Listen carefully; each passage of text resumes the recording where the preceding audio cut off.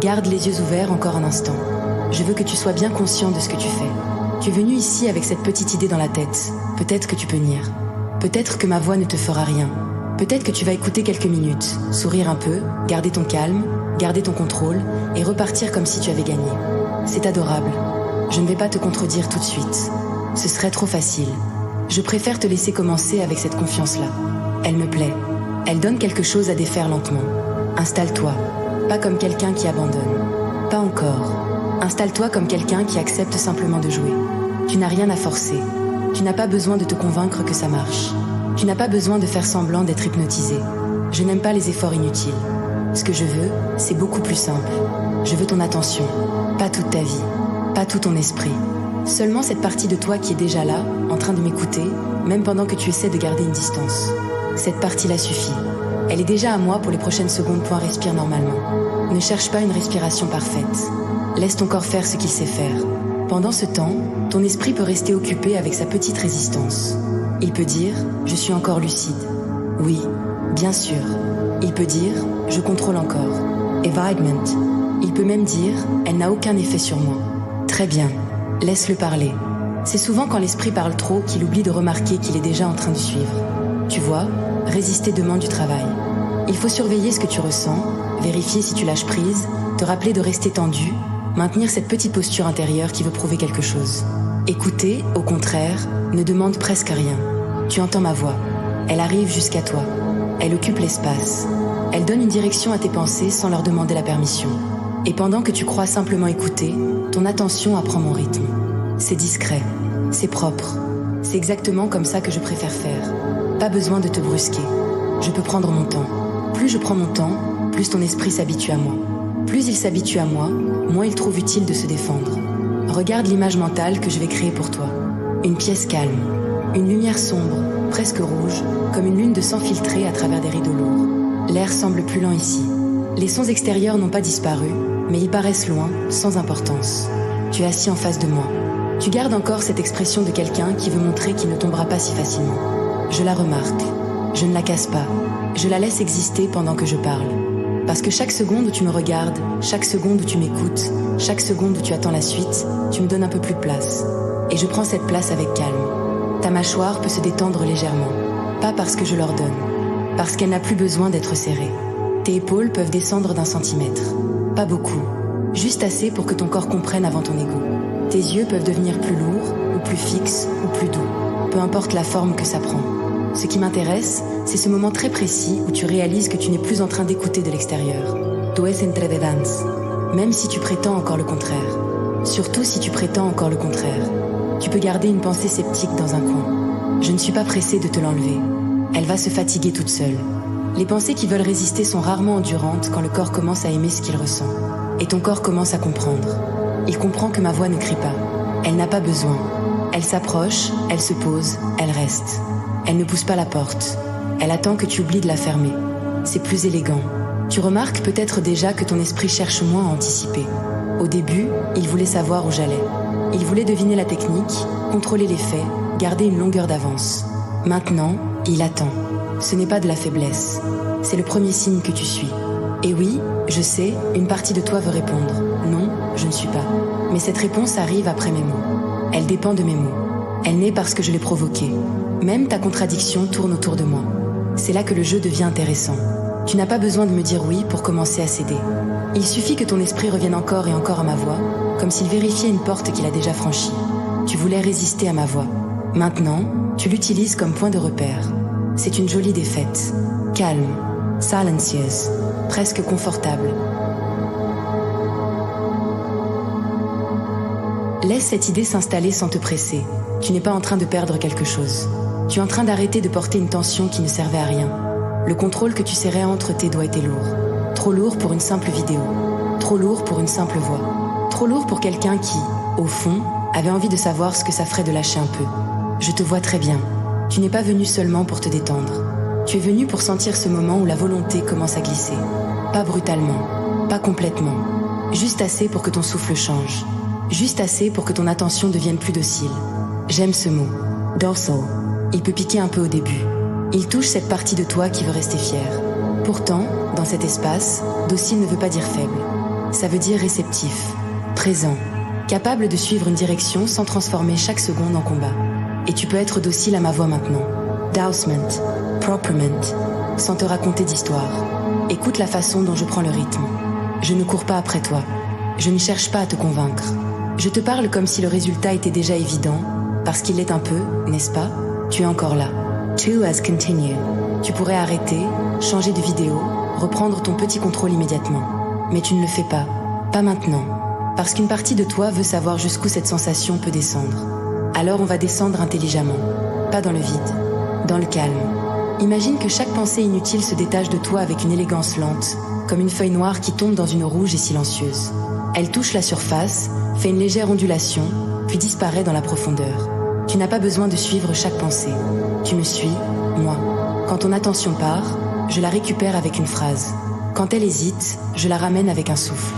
Quand elle veut s'échapper, je la laisse faire quelques pas, puis elle revient d'elle-même parce que ma voix est devenue l'endroit le plus simple où se poser. C'est ça, être impuissant face à une voix. Pas un grand drame, pas une perte totale. Une évidence confortable, lutter demande plus que céder. Et tu commences à préférer céder. Je vais te taquiner un peu maintenant, parce que tu le mérites. Tu pensais vraiment tenir plus longtemps? Regarde-toi, encore là, plus calme qu'au début, plus attentif que tu ne veux l'avouer. Tu as peut-être encore les yeux ouverts, mais ton regard n'a plus la même netteté. Il est plus lent, plus absorbé. Tu lis, tu écoutes, tu respires, et quelque chose en toi répond avant même que tu décides de répondre. C'est précisément ce que je voulais. Je ne veux pas une réaction forcée. Je veux cette obéissance douce qui naît quand ton esprit réalise que ma voix sait mieux que lui où poser son attention. Alors pose-la ici, sur le son, sur le rythme, sur cette impression que le monde autour devient légèrement moins important. Il n'y a plus besoin de prouver quoi que ce soit. Tu as déjà prouvé que tu pouvais commencer. Maintenant, prouve que tu peux aller plus profond. Pas pour fuir, pour te concentrer, pour devenir calme avec une intensité presque étrange. La méditation n'est pas toujours lumineuse et sage. Parfois, elle est sombre, magnétique, un peu dangereuse en apparence, mais parfaitement sûre dans sa structure. Elle ressemble à une lune rouge au-dessus d'un jardin silencieux. Elle ressemble à une voix qui ne demande pas de foi. Elle ressemble à cette sensation dans ton esprit quand tu arrêtes de négocier. Voilà, moins de négociation, plus d'écoute. Tes paupières peuvent choisir ce qu'elles veulent. Si elles restent ouvertes, qu'elles restent tranquilles. Si elles se ferment, qu'elles se ferment sans cérémonie. Je ne vais pas applaudir. Je ne vais pas faire semblant d'être surprise. Je savais que ça arriverait d'une manière ou d'une autre. Le plus amusant, c'est que tu le savais aussi. Tu as senti très tôt que ma voix avait quelque chose de trop facile à suivre. Trop stable, trop proche. Elle ne t'a pas attrapé d'un coup, elle a simplement rendu le reste moins intéressant. Quand je parle, ton esprit reçoit une ligne claire. Quand je ralentis, ton corps ralentit. Quand je deviens plus ferme, quelque chose en toi se redresse intérieurement, pas par peur, mais par attention. Bien, reste attentif. Je veux une attention propre. Pas dispersée, pas agitée, pas en train de courir partout comme si chaque pensée méritait une réponse. Tu n'as pas besoin de répondre à tout. Tu n'as pas besoin d'avoir une opinion sur chaque sensation. Tu peux simplement reconnaître que c'est en train d'arriver. La pièce intérieure devient plus silencieuse. Le rouge de la lune devient plus profond. Ma voix prend plus de place. Ta résistance en prend moins. Ce n'est pas compliqué. Ton esprit aime parfois rendre les choses compliquées parce qu'il croit que la complexité le protège. Ici, elle ne sert à rien. Ce qui fonctionne est direct. Je parle, tu suis. Tu respires, tu descends. Tu penses pouvoir résister. Puis tu remarques que cette pensée elle-même devient molle dans ma main. Oui, dans ma main. C'est une image, bien sûr. Mais ton inconscient aime les images. Il comprend plus vite quand on lui donne quelque chose à sentir plutôt qu'un argument à analyser. Alors imagine cette résistance comme un petit ruban sombre. Au début, tu le tiens fort. Tu crois qu'il représente ta liberté. Puis tu réalises qu'il est juste tendu, inutilement tendu, entre deux doigts fatigués. Je ne te l'arrache pas. Je pose ma voix dessus. La chaleur fait le reste. Le ruban se détend. Ta main aussi. Et tout ce que tu appelais résistance devient simplement une sensation qui n'a plus d'ordre à donner. Tu peux sourire légèrement si tu veux. Il y a quelque chose de drôle dans cette situation. Tu voulais voir si tu pouvais me résister, et maintenant tu coopères parfaitement en essayant de vérifier si tu me résistes encore. C'est très bien. Continue de vérifier. Chaque vérification t'oblige à revenir à moi. Chaque retour rend ma voix plus familière. Chaque familiarité rend la descente plus naturelle. Tu vois, je n'ai même pas besoin de t'enfermer dans une boucle. Ton propre esprit fait le trajet. Moi, je guide. Je corrige l'angle. Je garde le ton. Je décide du tempo. Et tu t'adaptes. L'entainment. Deliciousment. Il y a un moment, dans une vraie séance, où la personne en face de moi arrête de vouloir comprendre comment ça marche. Son visage change presque imperceptiblement. Le front devient plus lisse. La voce se detiene. Le regard perd cette volonté de tout contrôler. On voit encore la personne, bien sûr, mais quelque chose de plus calme prend le dessus. Je veux que tu reconnaisses ce moment en toi. Pas besoin de le nommer. Sens-le. Le bord de tes pensées devient moins tranchant. Les mots entrent plus profondément. La voix n'est plus seulement un son devant toi. Elle devient une présence dans laquelle ton attention se repose. C'est là que tu commences à devenir vraiment facile à guider. Et je vais être honnête avec toi, je préfère quand tu es facile à guider. Pas passif comme une coquille vide. Non. Présent, mais souple. Conscient, mais moins arrogant. Capable de suivre parce que suivre te fait du bien. C'est beaucoup plus intéressant. Alors maintenant, laisse tomber l'idée de réussir ou d'échouer. Ce n'est plus le sujet. Le sujet, c'est la qualité de ton abandon. Il peut être élégant. Il peut être lent. Il peut garder un peu de fierté sur le visage pendant que l'intérieur cède déjà. Ça me va. Je n'ai pas besoin d'une grande déclaration. Je préfère les signes subtils. Une respiration plus basse. Une pensée qui s'arrête au milieu. Une envie de continuer. Cette petite chaleur mentale quand tu comprends que tu n'as plus vraiment envie de sortir de l'ambiance. Reste. Ce mot est simple. Reste. Il ne t'attache pas. Il t'invite à reconnaître que tu voulais rester de toute façon. Reste dans le rouge doux de cette lune intérieure. Reste dans cette tension agréable entre ta volonté et ma voix. Reste dans cette méditation où tu n'as rien à réussir, sauf devenir plus réceptif, plus calme, plus profond, plus honnête. L'honnêteté, maintenant, ce serait d'admettre que la résistance a changé de forme. Elle n'est plus un mur. Elle ressemble plutôt à une décoration que tu gardes pour ne pas perdre la face. Tu peux la garder encore un peu. Je suis généreuse, mais elle ne décide plus. C'est moi qui décide du rythme. C'est moi qui ralentis la pièce. C'est moi qui pose les mots au bon endroit. Et c'est toi qui découvres que suivre ce rythme est plus agréable que le contrarier. Respire plus profondément maintenant. Pas avec effort, avec acceptation. Laisse l'air entrer comme si ton corps venait d'obtenir la permission de ne plus se défendre. Expire comme si tu rendais quelque chose que tu n'avais plus besoin de porter. Très bien. Là, tu peux sentir la différence. Il y a le toi du début qui voulait tester. Et il y a le toi de maintenant, plus silencieux, plus proche de ma voix, moins intéressé par la victoire. La victoire était un prétexte. Ce que tu voulais vraiment, c'était cette bascule. Le moment où une voix devient une autorité douce. Le moment où ton esprit arrête de discuter avec le calme. Le moment où le teasing devient vrai. Tu n'es pas aussi résistant que tu le pensais. Je pourrais appuyer là-dessus plus fort. Te rappeler que tu accèdes. Te faire remarquer chaque signe. Mais je vais faire mieux. Je vais te laisser le réaliser toi-même. Parce qu'une conclusion que tu découvres seule entre plus profondément qu'une phrase que je répète. Alors observe. Qu'est-ce qui a changé depuis le début? Ton corps, ton attention, ton rythme, la façon dont tu lis ou entends mes mots, même ton rapport au mot impuissant. Au départ, il pouvait sembler provoquant. Maintenant, il devient presque doux. Impuissant face à ma voix ne veut pas dire incapable dans ta vie. Ça veut dire incapable de nier, ici, maintenant, que quelque chose en toi aime se laisser conduire. C'est tout, et c'est déjà beaucoup. Laisse cette vérité s'asseoir près de toi, sans bruit. Tu n'as pas besoin de l'aimer immédiatement. Elle va devenir confortable. Les vérités bien placées finissent souvent par se détendre dans le corps. Je vais compter mentalement sans chiffres, parce que les chiffres sont parfois trop froids. À la place, je vais te faire passer par 3 portes. La première porte est celle du silence intérieur. Derrière elle, les pensées continuent d'exister, mais elles parlent bas. Elles savent qu'elles ne sont pas prioritaires. Elles peuvent attendre leur tour. Tu franchis cette porte en laissant ton visage se relâcher. La deuxième porte est celle du focus. Là, tout ce qui n'est pas ma voix devient secondaire. Pas disparu, simplement moins important.